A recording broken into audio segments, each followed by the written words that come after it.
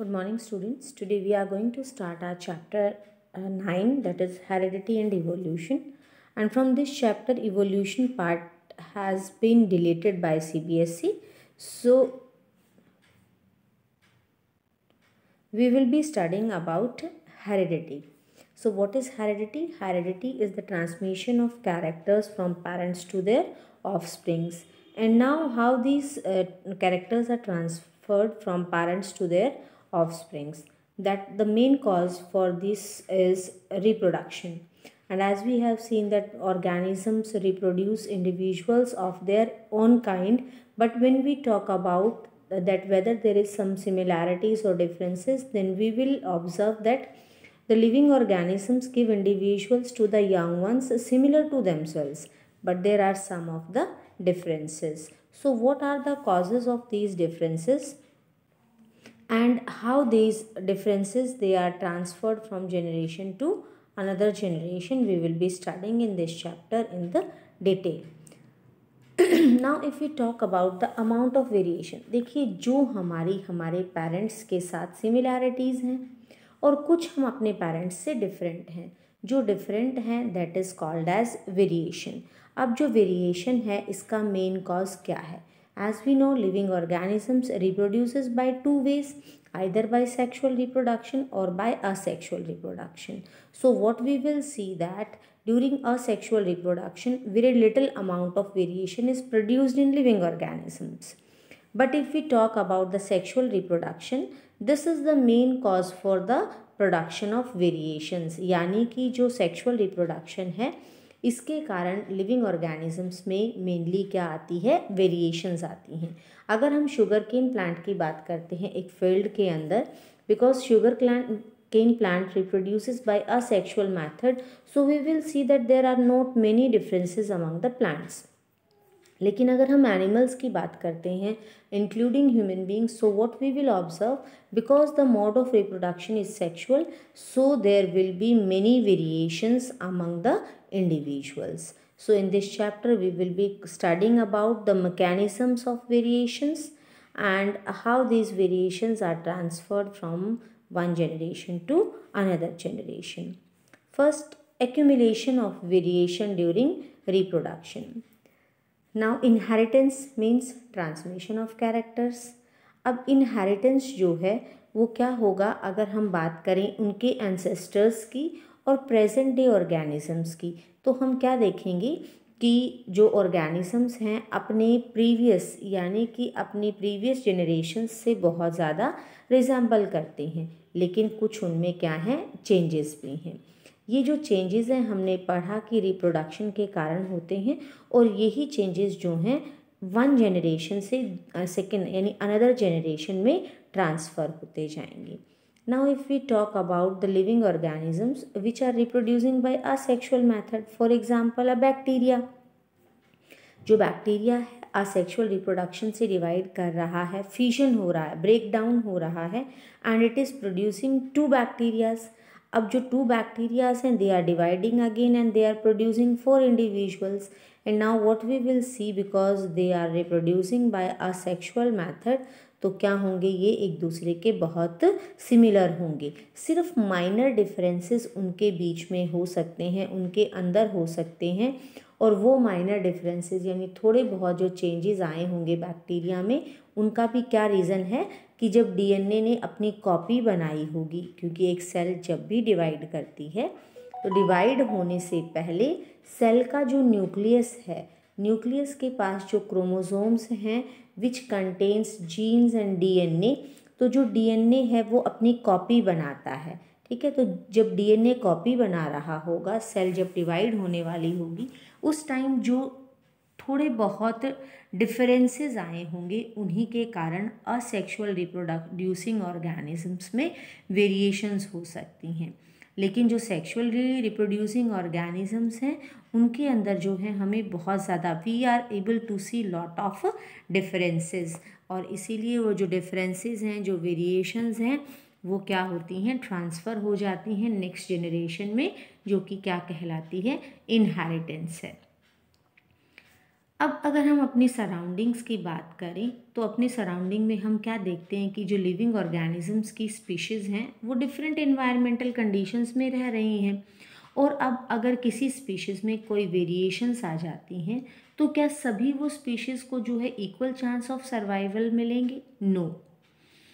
Depending on the nature of variation, किस तरह की वेरिएशन उस ऑर्गेनिज्म में आई है, different organisms have different kind of survivability. यानी कि अगर उनके अंदर डिफरेंसेस यानी चेंजेस आए और वो चेंजेस अगर उनके लिए बेनिफिशियल हैं तब तो वो ऑर्गेनिज्म क्या करेगा? सर्वाइव करेगा। अगर changes if they are not beneficial for the organism then that organism will not be able to survive. Bacteria that can withstand heat will survive better in a heat wave. देखिए बेटा, हर एक living organism एक particular environmental condition में रहना prefer करता है। अगर उसके अंदर कोई चेंजेस आ जाते हैं तो इन्वायरमेंटल कंडीशंस में अगर चेंज है तो उसकी बॉडी में भी चेंज आ जाएगा। इन सम ऑफ द ऑर्गेनिज्म, सभी में नहीं। मान लीजिए 100 इंडिविजुअल्स रह रहे हैं उस पॉपुलेशन के, उन 100 में से हो सकता है 5 में चेंजेस आ जाएं क्योंकि इन्वायरमेंटल कंडीशंस चेंज हो गई हैं। अब जो वो 5 ऑर्गेनिजम्स हैं जिनकी बॉडी में उनके इन्वायरमेंटल कंडीशंस के अकॉर्डिंग चेंजेस आए हैं वो बेटर सर्वाइव कर पाएंगे उस चेंज्ड इन्वायरमेंट में। यानी कि selection of variants by environmental factors. तो यहाँ पर जो चेंजेस आने के कारण जो ऑर्गेनिज्म बेटर सर्वाइव कर पा रहे हैं तो किसने उसको सेलेक्ट किया? इन्वायरमेंटल फैक्टर्स ने। और इसी को हम क्या कहते हैं कि because they are able to survive because they have better body designs, और फिर ये अपने कैरेक्टर्स को नेक्स्ट जनरेशन में ट्रांसफ़र करते हैं which is the basic cause of evolution. अब इवोल्यूशन क्या है? ग्रेजुअल और सीक्वेंशियल चेंजेस जो किसी लिविंग ऑर्गेनिज्म की बॉडी में आ जाते हैं and if these changes are transferred to the next generation and in this way a new species is formed which is called as evolution। evolution को सिर्फ हम अपने एक फेमिलियर होने के लिए इस टॉपिक से we will study about evolution, otherwise evolution is not the part of assessment। यानी कि लिविंग ऑर्गेनिजम्स की बॉडी में जो चेंजेस आ जाते हैं फिर उन चेंजेस को वो नेक्स्ट जनरेशन में ट्रांसफ़र करते रहते हैं और इस तरह से न्यू स्पीशीज़ बन जाती है जिसे हम क्या कहते हैं? Evolution. Next is heredity. Reproduction हुआ। रिप्रोडक्शन का जो मेन ऑब्वियस आउटकम है वो क्या है कि जो लिविंग ऑर्गेनिजम्स हैं उनके जो बॉडी डिज़ाइन है वो तो क्या रहेंगे? सिमिलर रहेंगे, लेकिन उनके अंदर कुछ क्या आ जाएंगी? चेंजेस आ जाएंगी। तो यहाँ पर कौन से चेंजेस आए और वो किस तरह से ट्रांसफ़र हुए, यहाँ इस चैप्टर में हम उनके बारे में पढ़ेंगे। सो इनहेरिटेबल ट्रेट्स क्या है या इनहेरिटेड ट्रेट्स क्या है? ट्रेट्स मतलब characters, means what is the height, what is the color of the skin, what is the color of the hair, what is the color of the eyes, all these are traits।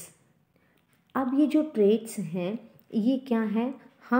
हमें कहाँ से मिले? हमारे parents से मिले। अब हम क्या देखते हैं कि हमें हमारे पेरेंट्स की और हमारी कुछ सिमिलैरिटीज़ हैं लेकिन हमें और हमारे पेरेंट्स में कुछ डिफरेंसेस भी हैं। अब किसी भी ह्यूमन चाइल्ड की अगर हम बात करें तो उसका जो बेसिक बॉडी डिज़ाइन होगा वो किससे रिजेंबल करेगा?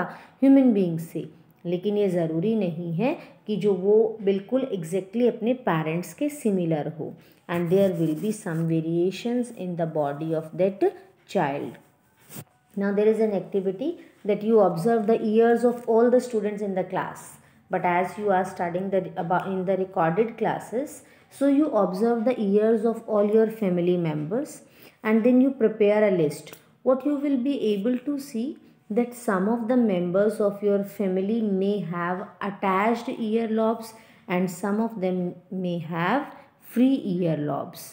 ईयर लॉब्स क्या हैं? जो हमारे ईयर का जो लोअर पोर्शन है as it is shown in the diagram. In the first diagram what it is shown कि जो ईयर लॉब्स हैं दे आर फ्री। यहाँ हम क्या देख पा रहे हैं कि जो ये ईयर लॉब्स हैं ये फ्री हैं, हैंगिंग पोर्शन है ये वाला। जबकि if we talk about the second diagram what we are able to see that the ear lobes they are attached. So these are the two different types of traits जो कि हम किस में observe करते हैं, ह्यूमन ईयर के अंदर observe करते हैं अपने सराउंडिंग्स के अंदर। सो दिस हम क्या देख पा रहे हैं, in a population there may be different traits. Now how these traits are inherited. Traits की इनहेरिटेंस के बारे में ग्रीगोर मेंडल ने स्टडी किया। उसने पी प्लांट लिए और पी प्लांट के अंदर उसने कॉन्ट्रास्टिंग कैरेक्टर्स लिए। कॉन्ट्रास्टिंग कैरेक्टर्स का मतलब होता है opposing characters. For example tall and dwarf, these are contrasting characters of height. If we talk about the color of the seed, then yellow और green, मटर, peas जो आप देखते हैं उनका जो सीड का कलर है that may be yellow, that may be green. So yellow and green, these are also the contrasting traits. So what Gregor Mendel did, उसने पी प्लांट सेलेक्ट किए, उनके कॉन्ट्रास्टिंग कैरेक्टर्स लिए और उन कॉन्ट्रास्टिंग कैरेक्टर्स की study की और फिर उसने जो है कुछ रूल्स दिए जिन्हें हम क्या बोलते हैं, rules for the inheritance of traits. So we are talking about the human beings. अब अगर हम ह्यूमन बींग्स में बात करें तो पेरेंट्स यानी मदर एंड फादर दोनों ही इक्वली जो है कंट्रीब्यूट करते हैं genetic material of the child के लिए। Because what is genetic material, ये जो है जो कि ट्रांसफ़र हो रहा है एक जनरेशन से from one generation to other generation. Means child may have the traits of parental मतलब from the father side also and from the mother side also, and there may be combination of paternal as well as maternal DNA। अब क्या होगा अगर उसको जो है combination हो जाती है पैटर्नल और मैटरनल DNA की, तो न्यू ट्रेट्स भी फॉर्म हो सकते हैं और हो सकता है सेम कैरेक्टर्स जो हैं आइदर फ्रॉम द मदर और from the father child can derive. So heredity and evolution में ग्रीगोर मेंडल जो है इसका बहुत बड़ा कंट्रीब्यूशन रहा। And he was educated in a monastery and went on to study science and mathematics at the university of Vienna. ये इसकी history है। And he was not able to do very good और very well in the exams, और लेकिन फिर भी जो उसकी एक साइंटिफिक क्वेस्ट थी, जो उसका साइंटिफिक एटीट्यूड था वो सप्रेस नहीं हुआ। And then he started growing peas, एंड उसके बाद उसने बहुत सारी उसके ऊपर स्टडीज़ की, बहुत सारे ट्रेट्स पीस के उसने स्टडी किए। एंड देन उसने जो है for the first time in the bio he use the mathematical calculations, और then he gave the laws which are known as laws of inheritance. And as we have talked that he considered contrasting characters. Contrasting means round and wrinkled seeds, यानी shape of the seed एक trait या एक character हो गया। जो shape है seed का that may be round और that may be wrinkled. In the same way height, it is the next trait. Height of the plant may be tall और it may be short. In the same way, color of the flower. Color of the flower may be white or violet. And in this way, he studied the contrasting characters of pea plants.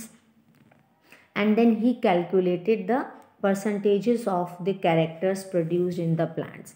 For example, अगर उसने tall plant लिया और एक dwarf plant लिया, उनको इनकी जो progenies थी यानी जो न्यू जनरेशन्स थी उनका जो अमाउंट है वो कैलकुलेट किया। And what he saw that in the first place there were no halfway characters in the first generation। अब यहाँ उसने क्या देखा कि जब उसने एक टॉल प्लांट को और एक ड्वार्फ प्लांट को क्रॉस किया, यानी कि जब उनकी जो पॉलिनेशन हुई और जब नए सीड प्रोड्यूस हुए और जब उन नए सीड्स को उसने ग्रो किया, मेंडल ने व्हाट ही ऑब्जर्व कि whether the parents were tall and dwarf, लेकिन उस जेनरेशन के सब जो सीड प्लांट्स थे वो कैसे थे, हाइट में टॉल थे। इस जेनरेशन को मेंडल ने क्या कहा, F1 प्रोजेनी। F1 मतलब फर्स्ट फिलियल प्रोजेनी।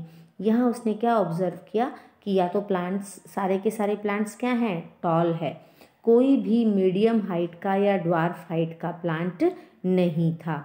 यानी कि this means that only one of the parental trait was seen not some mixture of the two. उसने क्या देखा कि प्लांट का एक ही पेरेंट प्लांट का कैरेक्टर आया है टॉल, ड्वार्फ वाला तो कैरेक्टर पेरेंट प्लांट का आया ही नहीं और ना ही कोई मिक्सचर हुआ। Then again what Mendel did, उसने जो टॉल प्लांट थे F1 जेनरेशन के, उनको दोबारा से उसने क्या किया, ग्रो किया सीड्स को। एंड देन जो उसको जेनरेशन मिली उसका नाम उसने क्या किया, F2 जेनरेशन। और उसने क्या देखा, F2 जेनरेशन में उसे जो रिज़ल्ट मिला वो क्या मिला, 1:2:1, यानी कि उसे क्या देखने को मिला कि 1:2:1 के बारे में अभी हम बात करेंगे। पहले हम बात करते हैं कि जो उसे रिज़ल्ट मिला 3:1। 3:1 means 3 tall plants and 1 dwarf plant. और जो 3 टॉल प्लांट मिले उसमें से 1 प्लांट जो है वो प्योर टॉल था और 2 प्लांट्स जो हैं वो क्या थे, हेटेरोजाइगोट्स थे। About the pure plants and heterozygotes we will study in our next class.